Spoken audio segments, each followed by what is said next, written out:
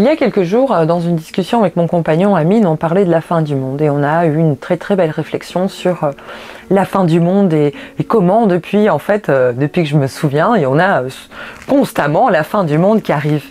Alors peut-être que tu as vécu aussi ces moments-là et je t'invite dans cette réflexion. Je me souviens bien que je suis née dans les années 80. La première vraie fin du monde à laquelle on parlait était celle des années 2000, où soi-disant il allait avoir un crash et un crash avec Internet à cause du changement du numéro de 1900 à 2000 et que il y aurait un blackout sur la planète. Est-ce que c'est arrivé? Non. Ensuite, on a eu les attentats qui ont aussi amené une nouvelle fin du monde par rapport à la liberté, au terrorisme et comment tout d'un coup toute la planète apprenait le terrorisme et qu'il y avait des gens qui étaient terroristes et qui allaient prendre des avions et les cracher sur des tours. Ensuite, il y a eu, surtout pour les Européens, il y a eu le crash en 2008 des banques et c'était encore une fois une nouvelle fin du monde. Puis il y avait la fin du monde du calendrier Maya en 2012. Je t'avoue que celle-là, moi j'y croyais vraiment beaucoup, qu'il allait avoir quelque chose de nouveau. Il y avait un certain exotisme avec le 2012 et ce n'est pas arrivé. Comme ce n'est pas arrivé, il y a eu des personnes qui se sont dit finalement ils se sont trompés, ça sera en 2021 et ce n'est pas arrivé. Puis maintenant il y a la pandémie et la pandémie est une nouvelle fin du monde tel qu'on le connaissait. Quand on regarde les médias, quand on regarde les news, les informations, on a souvent cette sensation de fin du monde, que la fin du monde s'approche, l'apocalypse, le blackout, et c'est extrêmement anxiogène. Et en quelque sorte, j'ai l'impression que il y a une partie de nous qui aime cette idée de la fin du monde en permanence car elle nous oblige à vivre pleinement et d'un autre côté une partie de nous qui déteste cela parce qu'il n'y a plus de stabilité. Et quand on se retrouve d'un extrême à l'autre et qu'on est en souffrance, perdu avec tout ça, ça devient anxiogène, ça peut nous amener des états de dépression, de ne plus croire en la vie et de ne plus oser avoir des objectifs dans la vie puisque il y aura toujours une fin du monde. Et si l'on se pose bien sur l'idée de la fin du monde, oui, il y a toujours une fin du monde, de notre monde à nous. On ne sait jamais qu'est-ce qui nous arrive. Qu'est-ce qui peut nous arriver? On ne sait pas. Personne ne sait le dire. Mais encore en plus, on a toujours la possibilité de le monde dans lequel on vit, s'il ne nous convient pas, notre monde intérieur, de mettre fin à ce monde et de partir vers un nouveau.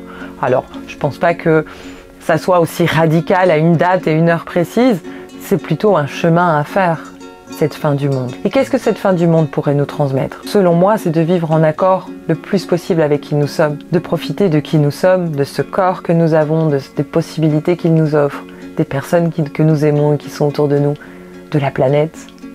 Mais en profiter bien entendu de manière équilibrée. Et on peut décider de vivre la fin du monde comme quelque chose de boostant qui nous permet de cheminer vers qui nous sommes, au lieu de ce qui est véhiculé par les médias de c'est anxiogène, c'est difficile, c'est blessure, c'est souffrance, c'est dépression, c'est anxiété. Et ce choix nous appartient, car il y aura toujours une fin du monde quelque part, à n'importe quel moment. On ne sait pas la prévoir, on ne sait pas ce qui va se passer.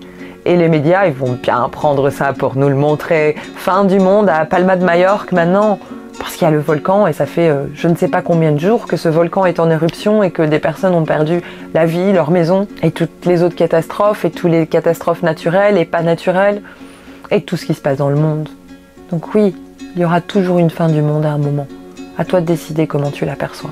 Est-ce que tu prends cette fin du monde comme quelque chose qui va te permettre de faire un petit pas chaque jour vers qui tu es et ce qui te fait du bien?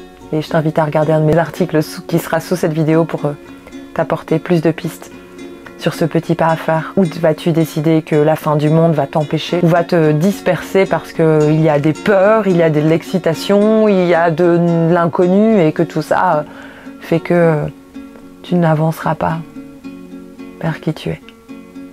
Et quand je parle d'avancer, ce n'est pas aller d'un point à un autre. Je préfère plutôt utiliser rentrer en soi qu'avancer. Parce qu'au plus on rentre en soi, au mieux on sait à qui on a affaire et qu'est-ce qui peut se passer à l'intérieur de notre monde à nous. Et là, nous reprenons notre pouvoir sur notre fin du monde. J'espère t'avoir apporté quelque chose avec cette vidéo. Fais-le moi savoir en commentaire.